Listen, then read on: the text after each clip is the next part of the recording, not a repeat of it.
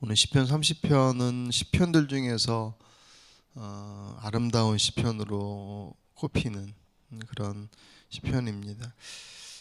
다윗의 시라고 제목에 나와 있듯이 다윗이 아마도 노년에 이 시편을 지었을 것이다라고 봐요. 근데 뭐 꼭 노년이 아니더라도 자신의 삶을 살아오는 동안 이어져온 하나님의 은총, 곧 부족한 자신을 이스라엘의 왕으로 그렇게 세워주시고 평생 동안 지켜주시고 승리와 영광의 자리에 불러주신 것을 돌아보며 감사와 찬양으로 노래하는 그런 감사 찬양시입니다. 소제목은 이제 성전 낙성가라고도 붙어 있어요. 여러분 아마 성경에 그렇게 되어 있을 텐데, 이 낙성가는 이제 성전을 짓고 이제 올려드리는 성전 건축하고 나서 이제 예배 드릴 때 뭐 그런 식이겠죠. 봉헌 예배 때. 그것을 봐서는 다윗의 개인적인 고백을 넘어서서 공동체 이스라엘이 그 파란의 역사들 속에서 그 공동체와 함께 불렀음을 또 우리가 볼 수 있습니다. 여러분도 아시겠지만 다윗은 성전을 건축을 돕는 것까지만 했지 왕궁에서 올려드리는 그 낙성은 보지 못했거든요. 그런데도 불구하고 성전 낙성가라는 소제목이 사용된 이유는 그 성전이 무너지고 난 이후에 그 마카비가 중수해서 재봉헌한 그때를 기념하는 것이 수전절이라고 해서 그 뒤로 쭉 지켜졌어요. 아마 그 수전절 때 선택되어서 낭송된 시가 아니겠느냐 그렇게 봅니다. 어쨌든 그런 시편의 배경을 두고 보면 오늘 시편이 다윗의 평생의 삶 속에서 다윗의 일생의 과정 속에서 경험했던 그 하나님, 그 하나님을 찬양하고 또 이스라엘이 이스라엘대로 그들의 역사 속에서 그 험난했던 역사 가운데 여전히 동행하셨던 주님을 다윗과 같은 마음으로 고백하는 그럼 그 공동체가 함께 찬양했음을 우리가 상상하게 됩니다. 또 그것은 오늘 우리의 고백이 되어야 될 줄 믿습니다. 두 가지의 고난을 오늘 본문은 소개를 하고 있습니다. 하나는 질병과 관련되어진 것 같아요. 오늘 1절을 보시면 1절 같이 보실까요? 1절에 있습니다. 여호와여 내가 주를 높일 것은 주께서 나를 끌어내사 내 원수로 하여금 나로 말미암아 기뻐하지 못하게 하심이니이다. 아멘. 그래서 끌어내사라고 하는 단어는 구원의 의미를 갖고 있습니다. 깊은 우물에 빠져서 그 생명의 위협 가운데 있을 때 구원해 주셨다. 그 내용이 2절에 고치셨나이다라고 하는 표현을 통해서 치유를 생각해 볼 수 있습니다. 근데 단지 그냥 어떤 죽음에 이르는 병 때문에 절망 가운데 있다가 치유를 받을 수도 있고 어떤 정신적인 차원의 치유이기도 하고, 한편으로는 1절에서도 등장하는 내 원수로 하여금 나로 말미암아 기뻐하지 못하게 했다라고 하는 그 구절을 봤을 때 아마 질병의 문제들 속에서는 그 내 원수가 영적인 존재에 대한 것이겠지만 육체적인 것으로 이렇게 접근해서 보면 어떤 외부의 다윗을 공격하는 이들로 인하여서 그 깊은 고통 가운데 빠져 있다 주님께서 그 역경으로부터 건지셨다라고 하는 그것 때문에 그 원수들이 다윗이 무너져 있는 것을 보고서 기뻐하지 않게 하심에 대한 감사의 고백을 볼 수 있습니다. 죽음에 이를 정도로 극심했어요. 오늘 3절을 보시면 여호와여 주께서 내 영혼을 스올에서 끌어내어 나를 살리사 무덤으로 내려가지 아니하게 하셨나이다.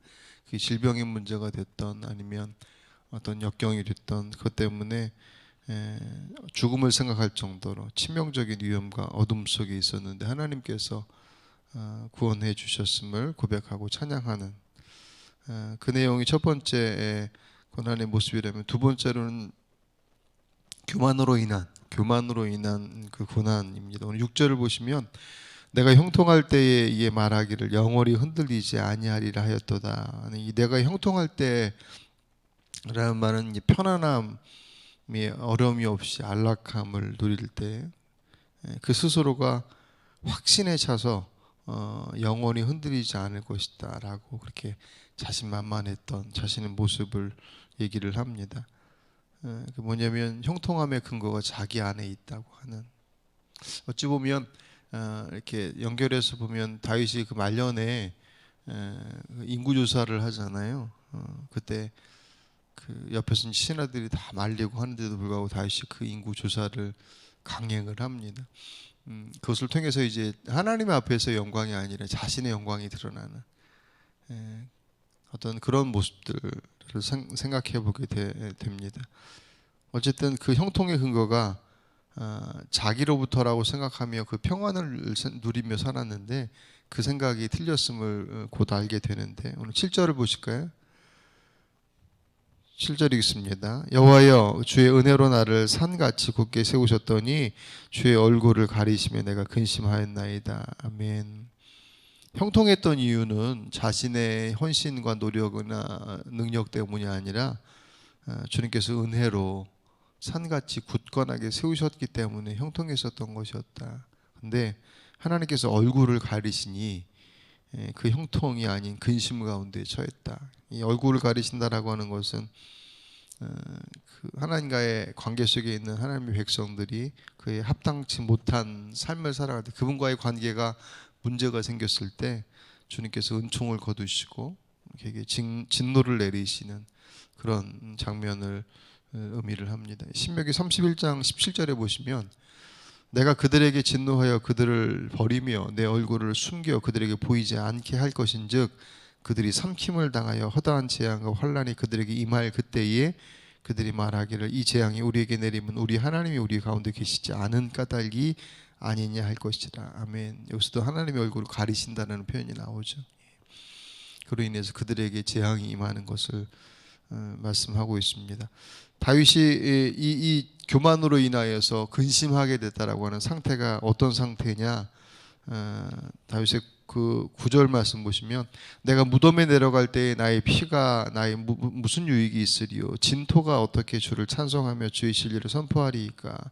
아멘. 이 상황도 죽음의 자리까지 내려갔음을 얘기를 해요. 그러면서 내가 죽으면 이제 하나님 앞에 죄로 인해서 그 주님의 영광을 가렸던 그 일들을 회복할 수 없을 텐데 그러면 어떻게 하나님을 찬송하고 또 어떻게 하나님 말씀을 선포할 수 있겠습니까? 이제 그 내용이거든요. 유추에서 보면 다윗은 죽음을 생각할 정도의 극심한 고난에 처해 있음을 알게 됩니다.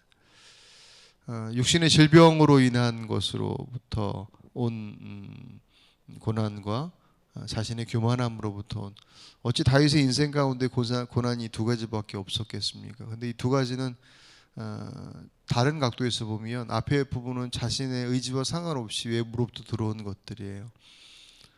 그것이 하나님의 훈련의 여정이 됐던 어떤 모습이 됐든 밖으로부터 오는 것이었다고 한다면 교만의 문제는 자신의 내부로부터 발생한 문제입니다. 고난이. 그렇게 보면 우리들의 고난은 이 둘 중에 하나이잖아요. 결국은 밖으로부터 오는 것이냐 아니면 나로부터 시작되는 것이냐라고 하는 다윗이 그 고난 앞에 어떻게 반응했느냐 오늘 2절을 같이 보실까요? 여호와 내 하나님이여 내가 주께 부르짖음에 나를 고치셨나이다. 8절도 마찬가지입니다. 여호와여 내가 주께 부르짖고 여호와께 간구하기를. 아멘. 고난의 이유가 밖으로부터 들어오는 것이 됐든 출발하는 것이 되어졌던 아니면 내부로 자신의 문제로부터 인한 것이든 그는 하나님 앞에 부르짖고 간구했음을 공히 고백을 하고 있습니다. 원망하거나 하소연하고 혹은 불평하며 도망가지 않고 하나님 앞에 부르짖었다. 밖으로부터 오는 문제이든 안으로부터 발생하는 것이든 그것이 하나님의 훈련이든 아니면 하나님의 징계이든 결국 그 고난 앞에 다윗은 자신의 평생의 삶 속에서 하나님 앞에 그 길을 열어달라고 간구했다. 오늘 10절 보시면 여호와여 들으시고 내게 은혜를 베푸소서 여호와여 나를 돕는 자가 되소서 하였나이다. 이 간구의 내용이 좀 더 구체적으로 나와 있는 표현되어 있기도 합니다. 어쨌든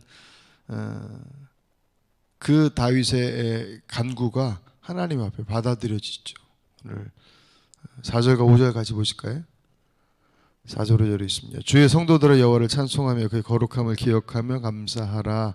그의 노염은 잠깐이요 그의 은총은 평생이로다. 저녁에는 울음이 깃들일지라도 아침에는 기쁨이 오리로다. 아멘. 이 5절의 표현에 보면 노염은 잠깐이고 그 은총은 영원 평생이로다. 저녁에 울음이 깃들었지만 아침에 기쁨이 올 것이다. 어찌 다윗의 인생 가운데 고난이 그렇게 금방금방 저녁에 근심이었지만 아침에 기쁨이었다라고 그렇게 짧은 기간 속에서의 고난과 평안함이 이루어졌겠습니까?